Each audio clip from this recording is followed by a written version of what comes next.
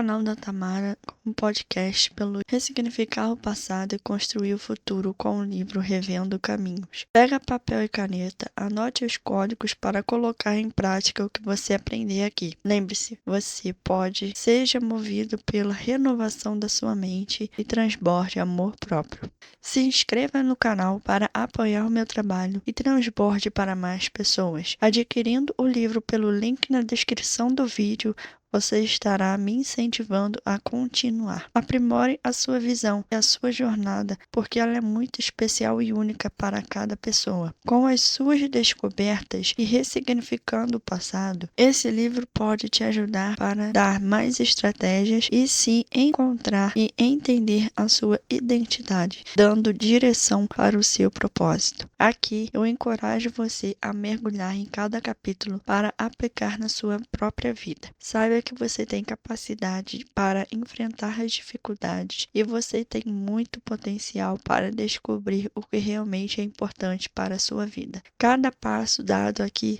será para a sua libertação. As dificuldades do outro mascaram as nossas. Aprendemos a disfarçar e ocultar nossas fragilidades de várias formas, até mesmo atrás das fragilidades de outras pessoas. Fábio foi levar a esposa ao consultório com a intenção de apoiá-la a fazer terapia. Ele se mostrou companheiro, disposto a contribuir e fazer o que fosse possível para que ela melhorasse. No entanto, seu apoio não durou muito tempo. Permaneceu até que depois de alguns encontros com ele, suas próprias dificuldades também foram percebidas. A partir daí, ele começou a criticar o tratamento. Seu discurso inicial era de que desde que se conheceram, ele fez o que pôde para ajudar e fazer a esposa feliz. Porém, apesar de todo o seu empenho, não estava tendo sucesso devido aos problemas emocionais dela, que vinha de uma família doente e totalmente desestruturada. Segundo ele, esta era a origem de todo o seu descontrole e, consequentemente, a causa dos problemas familiares atuais. Fábio não estava totalmente errado. A história de sua esposa era real, assim como seu descontrole emocional. Contudo, nem tudo era como ele queria que fosse. Ele também tinha sérias dificuldades e limitações que influenciavam no relacionamento deles, mas não conseguia enfrentá-las. Preferia se esconder atrás do comportamento desequilibrado dela. Para ele, era conveniente que ela fosse a problemática. Ele precisava do desequilíbrio dela para que o seu não fosse evidenciado. Fábio também teve uma história difícil que contribuiu para que ele se tornasse uma pessoa insegura, com a autoestima muito baixa. Porém, conseguiu encobrir essas dificuldades com sucesso financeiro. Quando a esposa estava em crise, ele se colocava disponível para ajudá-la. Procurava ser o melhor marido possível, presente, paciente e compreensivo. Assim que ela começava a apresentar sinais de melhora, sutilmente ele se afastava afetivamente. Se tornava mais frio e distante, provocando uma nova crise e levando-a ao descontrole novamente. Fábio fazia tudo por ela, desde que ela continuasse assumindo o lugar de doente, mesmo que isso lhe consumisse tempo e energia. Este desgaste era menos doloroso do que enfrentar a si mesmo. Os problemas de uma pessoa podem ser usados para ocultar os de outras, que não conseguem enfrentar os seus. Quanto mais negamos sentimentos, mais atiramos pedras. A dificuldade de reconhecer nossos sentimentos nos leva a projetá-los nas outras pessoas à nossa volta. Jesus aconselhou: tire primeiro a viga do seu olho, e então você verá claramente para tirar o cisco do olho do seu irmão. Mateus 7,5. Todos os dias, de segunda a sexta-feira, às 18 horas, um certo homem saía do trabalho, cansado e indignado por odiar sua profissão e seu estilo de vida. No percurso para casa, ele passava em frente ao portão de um vizinho e o via na varanda deitado em sua rede. Essa cena se repetia dia após dia, deixando cada vez mais irritado, até que ele não conseguiu se conter.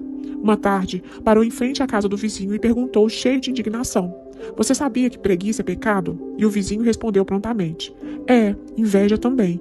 O que nos incomoda no comportamento de outra pessoa pode revelar nossas frustrações. Quanto maior a frustração, maior a dificuldade de lidar com as pessoas. Quanto mais irritado estamos conosco, mais nos irritamos com os outros. Certa vez, um grupo de escribas e fariseus levou até Jesus uma mulher pega em adultério.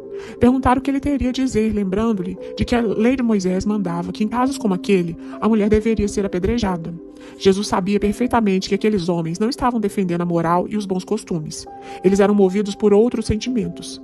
Antes de responder, Jesus inclinou-se e começou a escrever com o dedo na terra.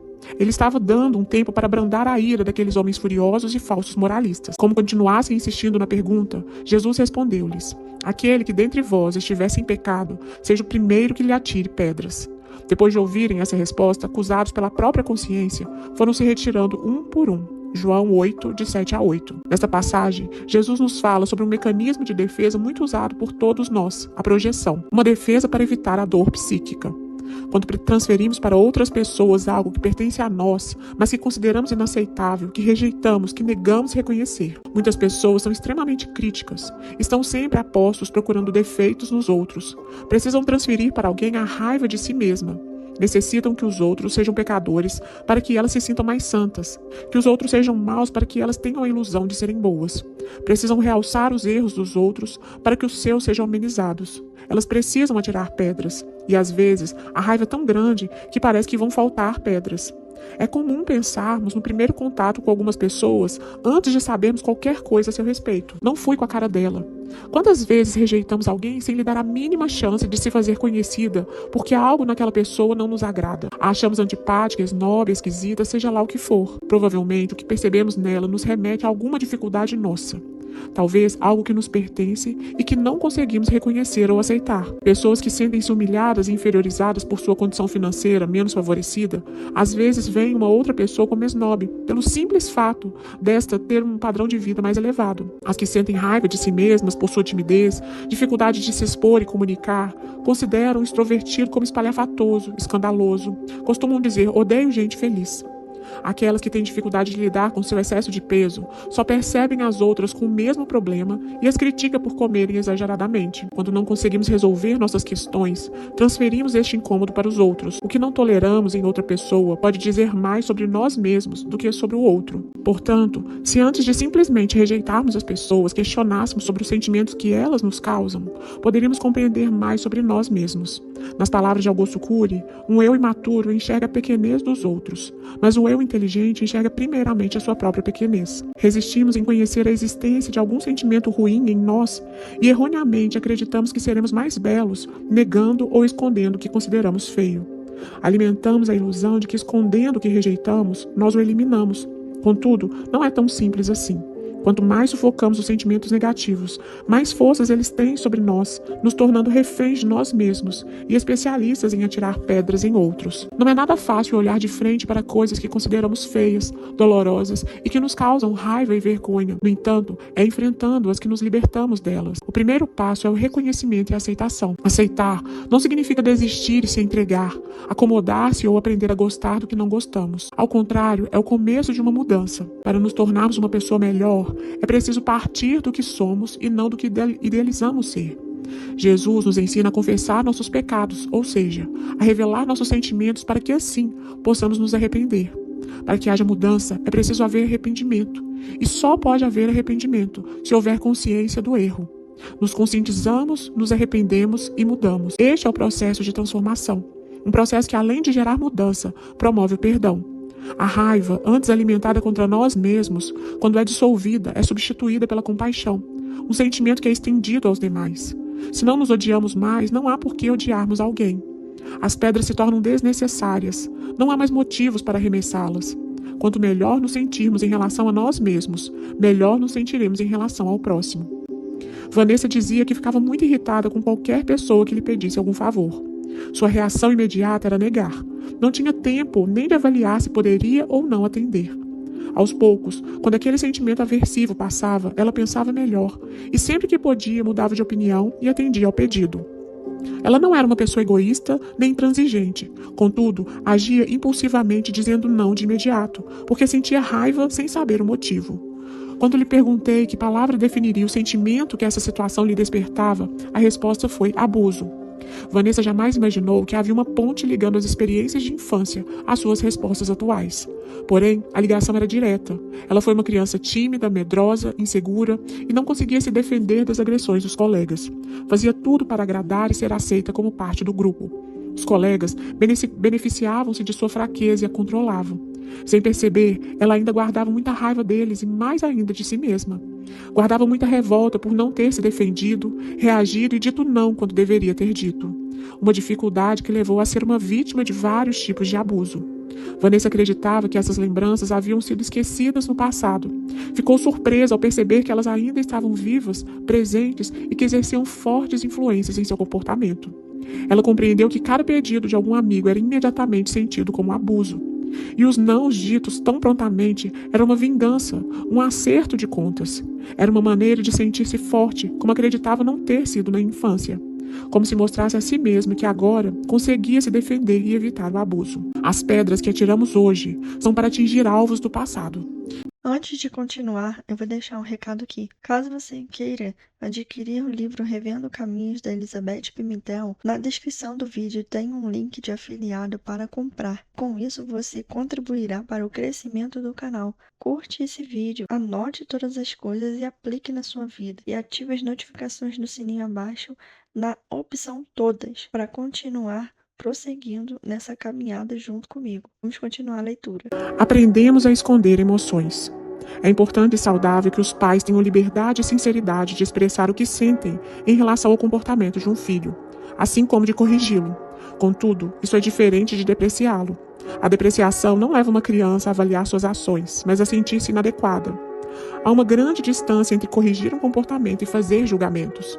Alguns pais, ao corrigirem um filho, passam-lhe uma imagem depreciativa. Quando a criança faz algo que os irrita, ao invés de lhes dizer que tal atitude os deixa irritados, eles chamam a criança de irritante. Ao invés de lhe chamar a atenção pelas tarefas que ficaram inacabadas, eles a definem como irresponsável. Se a criança deixa alguma coisa cair, é chamada de desastrada. Conceituam a criança a partir de uma atitude, de comportamentos isolados. Esses conceitos negativos despertam o medo e impedem a livre expressão. Desde muito cedo, aprendemos a esconder as emoções e negar os sentimentos. Antes de aprendermos a dar nome a eles, aprendemos a disfarçá-los. Antes de aprenderem que medo, raiva e decepção são sentimentos, as crianças descobrem que eles são ruins e proibidos, que devem negá-los e escondê-los. Antes de compreenderem o que sentem e pensam, aprendem que não devem pensar ou sentir tais coisas porque é feio. Desde muito cedo, a maioria das crianças aprende a distorcer a verdade e a trocar a autenticidade pelos disfarces. É comum, em festas de aniversário, a criança estar ansiosa para receber os convidados, principalmente pelos presentes que espera ganhar. Tudo vai bem até a chegada de uma daquelas tias sem noção que entrega o presente, toda sorridente, e fica esperando a criança abrir para dizer que gostou. O aniversariante rasga o pacote com todo entusiasmo, até descobrir o que está dentro. Não é nenhum dos inúmeros brinquedos que ele gostaria de ganhar, e sim um pijaminha de malha estampadinho de bichinhos. Com aquela cara de decepção, sem acreditar no que está vendo, a criança fica paralisada por alguns instantes, olhando o pijama. Antes que ela deixe mais evidentes seus sentimentos, sua mãe entra em cena rapidamente. Com o entusiasmo forçado, que é a especialidade de adulto, ela tenta salvar a situação, ou melhor, salvar a tia de um constrangimento. E diz para o filho: que lindo, filho. Diz para a titia que você adorou o presente, que você estava mesmo precisando de um pijaminha novo. Provavelmente não gostamos de ter vivido uma experiência assim, mas a transmitimos para a geração seguinte. Ensinamos a criança a reconhecer, a considerar os sentimentos dos outros e negar os seus. Uma criança que aprende a supervalorizar o outro e negligenciar-se, quando adulto não consegue se defender de abusos, insultos e injustiças. Ivo viveu uma infância de muitas privações numa família com mais 6 irmãos. As poucas coisas que possuíam eram frutos de doações. Quando um dos filhos se encontrava em algum atrito com um colega, a mãe lhe obrigava a ceder, a não se defender. Ela lhes passou a mensagem de que eles eram inferiores e que o direito era sempre do outro, por ele ter uma condição social e econômica melhor. Ivo não foi incentivado a dizer o que sentia, nem lutar pelo que queria, uma lição que trouxe perdas incontáveis. Foi vítima de injustiça no trabalho, mas não se defendeu, preferindo perder o emprego. Foi lesado financeiramente, mas renunciou. Sabia que suas opiniões estavam certas, porém não lutou por elas. Apesar de ser um homem inteligente e talentoso, não conseguia vencer. Ivo aprendeu a suportar o abuso e se sujeitar à exploração. Seu consolo era crer que estava agradando a Deus. Seu comportamento era visto por ele como virtude. Não percebia que suas atitudes não eram o resultado do amor genuíno pelo outro ou por obediência a Deus, mas de um sentimento de menos-valia, ou seja, de falta de amor por si mesmo. Uma criança precisa internalizar valores morais e sociais, aprender a valorizar o outro, compreender que em algumas situações podemos e devemos ceder, e que isso não é sinal de fraqueza. No entanto, também precisa reconhecer suas necessidades e aprender a defender-se. Quando uma criança cresce importando-se apenas com seus direitos e necessidades, ela espera que o mundo se renda a seus pés. Quando negligencia seus direitos e necessidades, ela se rende aos pés do mundo. O respeito pelo outro não deve excluir o respeito próprio. Alguns pais anulam o sentimento dos filhos e supervalorizam os seus. Wilson adora cavalos e tem paixão por sua linda fazenda. Porém, seu primeiro filho, Neil, não se identifica nem um pouco com esse estilo rural de viver. Ao contrário, gosta de uma vida urbana, de modernidade e aparelhos eletrônicos. Para Wilson, foi uma grande decepção. Ele esperou ansiosamente que o filho crescesse e fosse seu companheiro de cavalgada. Por não conseguir aceitar essa diferença entre eles, o rejeitou claramente. Neil se tornou uma criança insegura. Ele tem 10 anos e sente que está errado por não corresponder ao desejo do pai, mas não consegue ser diferente, por isso se isola. Passa horas em seu quarto sozinho, principalmente quando o pai está em casa. Ele procura ficar longe para evitar situações que o lembram de que não é querido. Sua irmã Michelle, 3 anos mais nova, se tornou claramente a preferida. Ela recebe todo o carinho, atenção e admiração do pai. Desde bem pequena, ela já o acompanhava nos fins de semana para a fazenda, passeios a cavalo e rodeios.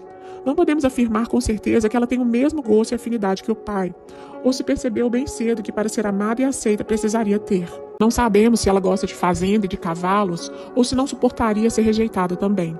Se essa for a verdade, Wilson prejudicou não somente a autoestima de seu filho, como também de sua filha, mesmo demonstrando todo o amor por ela.